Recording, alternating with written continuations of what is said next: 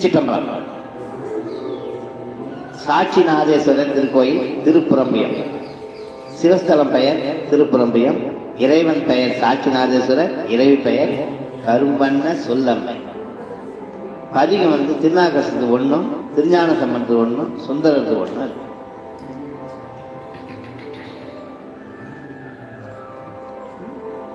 ஒரு முறை பிரளயம் ஏற்பட்ட காலத்தில் பெருவெள்ளம் இந்த ஊரை அணுகாமல் வெளியே நின்றுவிட்டது.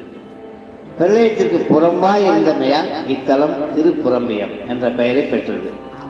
பிரளயம் ஏற்பட்ட போது சப்த சாகரத்தின் நீரையும் இத்தலத்தில் உள்ள கிணற்றில் அடங்கிவிடும்படி விநாயகர் செய்தமையால் இத்தலத்து விநாயகர் பிரளயம் காத்த விநாயகர் என்று அழைக்கப்படுகிறார். மதுரையில் வசிக்கும் வணிகன் ஒருவன் உடல்நிலை சரியில்லாத தன் மாமனை பார்க்க திருப்புறம்பியம் வந்தான். மாமன் இறக்கும் தருணம் தன் மகளை அவனிடம் ஒப்படைத்துவிட்டு கண்ணை மூடினான். அவளையும் அழைத்துக் கொண்டு மதுரை செல்லும் முன் வணிகன் இத்தல ஆலயத்திற்கு வந்தான். இரவு தங்கியிருந்த போது அரவு இறந்து விட்டான். அப்பெண் சிவபெருமானிடம் முறையிட்டாள். இறைவன் வணிகனை உயிர்ப்பித்து அவளுக்கு மனம் முடித்தார்.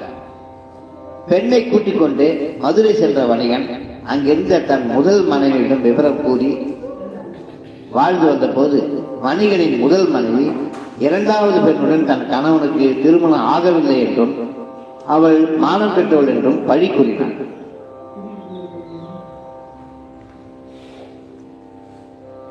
இரண்டாம் மனைவி திருப்புறம்பியம் இறைவனை நோக்கி முறையிட வன்னிமரம், மடைப்பள்ளி, கிணறு இவற்றோடு மதுரை சென்று திருமணம் நடந்ததற்கு சாட்சி பகன்றார். வணிக பெண்ணின் பொருட்டு மதுரைக்கு எழுந்தருளி சாட்சி கூறியதால் இத்தல இறைவனுக்கு சாட்சிநாதர் என்று பெயர் ஏற்பட்டது. சாட்சி சொன்ன வரலாறு திருவிளையாடல் புராணத்திலும் தல புராணத்திலும் வருகிறது. மதுரை சுந்தரேஸ்வரர் ஆலயத்தின் ஈசான்ய மூலையில் சாட்சி கூறிய படலத்துக்கு சான்றாக இப்போதும் வன்னி மரமும் அடைப்பள்ளியும் இருப்பதை காணலாம். செட்டி பெண்ணுக்கு இறைவன் திருமணம் நடத்தி வைத்ததற்கு சாட்சியாக இருந்த வன்னிமரம் இத்தலத்தின் இரண்டாம் பிரகாரத்தில் உள்ளது. ஆனால் இம்மரம் தலமரம் என்று, தலமரம் புன்னை மரமே. கோவில் அமைப்பு. இவ்வாலயத்தின் ராஜகோபுரம் 5 நிலைகளுடன் கிழக்கு நோக்கி காட்சியளிக்கிறது. கோபுர வாயிலுக்கு வெளியே வலதுபுறம் தனி கோவிலில் அனுக்கிரக மூர்த்தியாக குரு பகவான் குடிக்கொண்டுள்ளார். தமிழகத்திலேயே தனி கோவிலில் குரு பகவான் எழுந்தருளி அருள் வழங்கும் திருத்தலம் இது ஒன்றுதான். கோபுர வாயில் வழியே உள்ளே சென்றவுடன் நாம் காண்பது விசாலமான கிழக்கு வெளிப்பிரகாரம். நேர பலிப்பீடம், நந்தி மண்டபம், கொடிமரம் ஆகியவற்றை காணலாம். நந்தி மண்டபத்தின் விமானத்தில் அழகிய வேலைப்பாட்டுடன் கூடிய சுதை சிற்பங்களை காணலாம். முதல் பிரகாரத்தில் 4 அகத்தியர், புலஸ்தியர், சனகர், சனந்தனர், விஸ்வாமித்திரர் முதலியோர் வழிபட்ட லிங்கங்கள் முதலியே உள்ளன.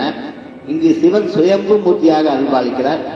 சுவாமி கருவறை சுற்றுச்சூழல்களில் அழகிய சிற்ப வேலைப்பாட்டுடன் கூடிய சிற்பங்களை காணலாம். ஆனால் அநேக சிற்பங்கள் பின்னப்பட்டு காட்சி தருவது வேதனைக்குரிய விஷயம். 2வது பிரகாரத்தில் அம்பாள் கோயில் உள்ளது. குளத்தின் தென்கரையில் தட்சிணாமூர்த்தி கோயில் உள்ளது. கோயிலுக்கு விறகு கொண்டு வந்த ஒரு ஏழைக்கு இறைவன் தட்சிணாமூர்த்தி ரூபமாக தரிசனம் கொடுத்தனர். இவர்தான். இதற்கு மேலே சட்டைநாதர் சந்நிதி உள்ளது. தட்சிணாமூர்த்தி கூறிய முக்கிய தலங்கள் இத்தலம் ஒன்றாகும். தல பெருமை. இத்தலத்தில் உள்ள விநாயகர் வர்ண பகவானால் உருவாக்கப்பட்டவர். நத்தைக்கூடு, கிளிஞ்சல், கடல் நுரை போன்ற கடல் சார்ந்த பொருட்களால் விநாயகர் திருமேனியை உருவாக்கினார். இந்த விநாயகருக்கு ஆண்டுதோறும் விநாயகர் சதுர்த்தி என்று இரவு முழுவதும் தேன் கொண்டு அபிஷேகம் நடைபெறும். அபிஷேகம் செய்யப்பெறும் தேன் யாவும் விநாயகர் திருமேனியில் உறிஞ்சப்பட்டுவிடும். வேறு நாட்களில் இந்த விநாயகருக்கு எந்த விதமான அபிஷேகமும் செய்யப்படுவதில்லை என்பது குறிப்பிடத்தக்கது.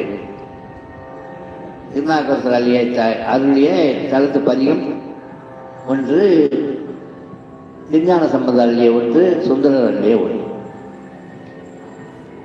திருச்சிற்றம்பலம். இந்த கலத்தை நாம முழுமையா தெரிஞ்சுக்கணும்னா திருவிளையாடல் புராணத்துல வன்னி, கிணறு, அப்புறம் லிங்கம். இந்த தலைப்புல சாட்சி அப்படின்ற ஒரு தலைப்புல ஒரு திருவிளையாடல் புராணம் மறைஞ்சோதி முனிவர் எழுதியிருக்கிறார். அதை நம்ம முழுமையா படித்தோம் அப்படின்னா இந்த சாட்சிநாதர் தான் அந்த பெண்ணுக்கு அந்த வீட்டில் கல்யாணம் பண்ணி வச்சதான அடையாளத்தை எல்லாம் இந்த திருக்கோயில்ல தான் அந்த திருவிளையாடல் புராணத்தினுடைய சாரத்தை நாம் இங்கே பார்க்க முடியும். இப்போ வெயில் அதிகமாக இருக்கு, 2வது பிரகாரம் பக்கத்தில் இருந்தால் நாம் அப்படியே ஒரு கண்ணுற்று பார்த்துட்டு நாம் புறப்படுவோம். திருச்சிற்றம்பலம். தென்னாடுடைய சிவனே போற்றி. திருச்சிற்றம்பலம். அடுத்தது திரு வைகாவூர்.